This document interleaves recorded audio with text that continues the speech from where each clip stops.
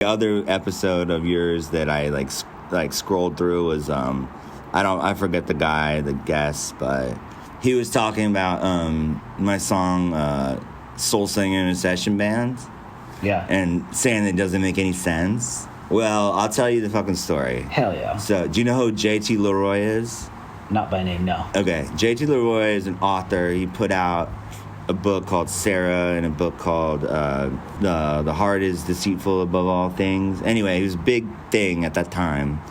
And sometimes, like, publicists, when they're, like, putting together, like, a record campaign, they'll get, like, authors to, like, write the sort of bio that goes out to the journalists.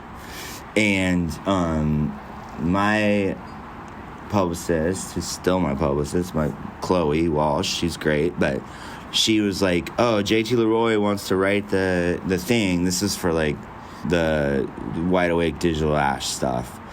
And I was like, cool. I had read the books. Anyway, long story long is JT LeRoy, there's, like, a documentary about it that I haven't watched, but he is a hoax. He didn't exist. He was also, like, supposedly transitioning to become a woman, but the books were written by this, like, 60-year-old couple in San Francisco.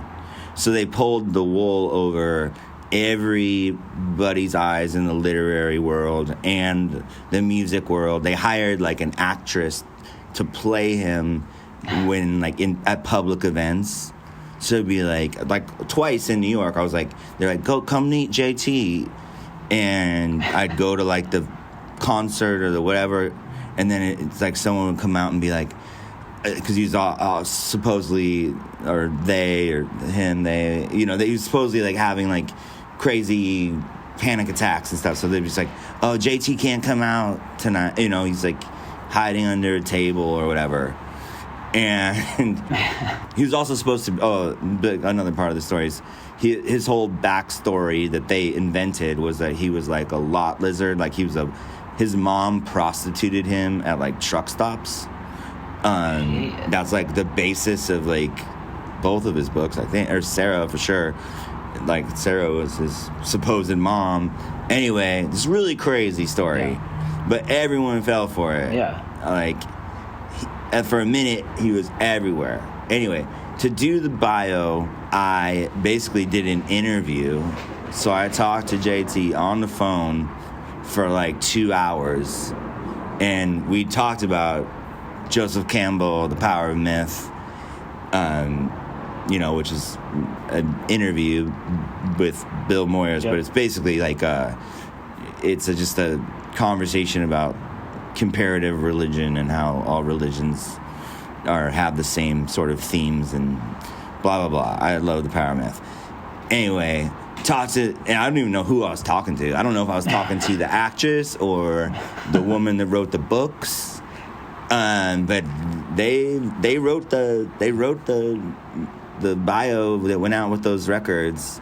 And so when it's like, whatever I said, conversation about the power of myth, the postmodern author that didn't exist in this fictitious world, all reality twists. I was a hopeless romantic. Now I'm just turning tricks. I had a lengthy discussion about the power of myth with a postmodern author who didn't exist in this fictitious world. All reality twists. I was a hopeless romantic. Now I'm just turning tricks.